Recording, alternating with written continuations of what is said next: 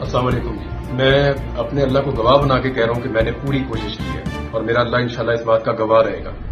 مجھے بہت سارے لوگوں نے کہا تو یہ نہ کر, تو کوشش نہ کر.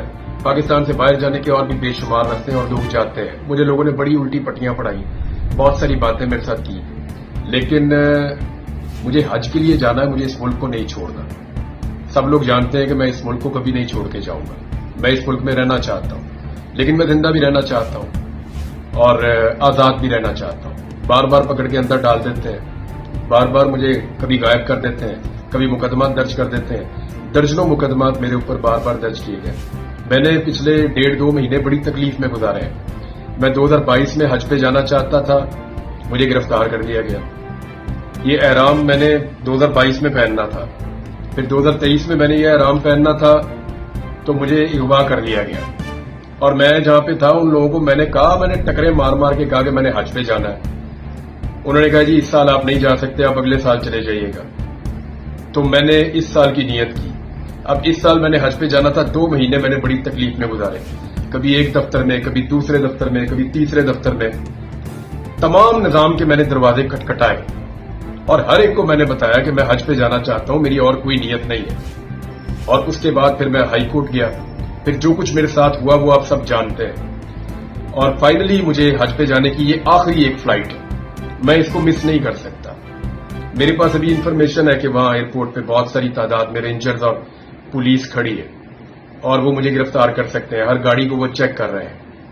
مجھے سب لوگ یہی کہہ رہے ہیں کہ تو وہاں نہ جا, لیکن میں نے اپنے آپ سے وعدہ کیا اور میرا اللہ اس بات کا گواہ رہے گا کہ میں نے تیرے گھر پہ آنے کے لیے پوری کوشش کی. میرے اللہ, میں نے پورا زور لگایا. میں نے اپنے آپ کو گرفتاری کے خطرے میں بھی ڈالا.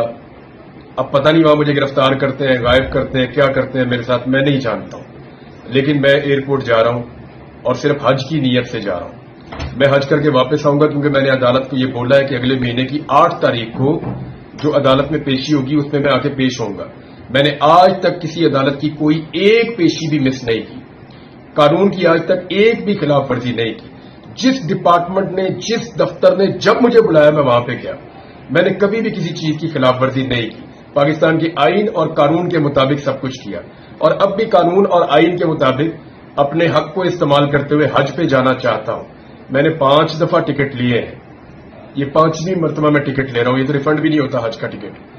اور میں نے اپنی فیملی کو بھی باہر سے بلایا حج پہ جانے کے لیے, اور وہ ایئرپورٹ پہ کھڑے میرا انتظار کر رہے ہیں.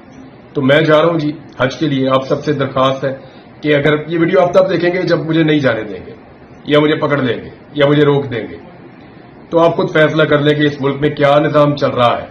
اور مجھے روکنے والے ایک بات یاد رکھیں, مجھے پتا ہے مجھے کون روک رہا ہے. وہ صرف ایک بات یاد رکھیں اور قرآن پاک میں جا کر پڑھیں کہ جو لوگ بیت اللہ سے روکتے ہیں ان کے لیے میرے رب کا کیا حکم ہے. یہ زندگی تو گزر جانی ہے, تھوڑی سی اور باقی ہے. میرے پاس کتنی ہے شاید میں بھی گزار چکا ہوں, پتہ نہیں کتنی باقی ہے, کون سا لمحہ آخری ہو جائے. اس سال اس لیے کوشش کر رہا ہوں, پتہ نہیں اگلا سال نصیب بھی ہوتا ہے یا نہیں ہوتا زندگی میں.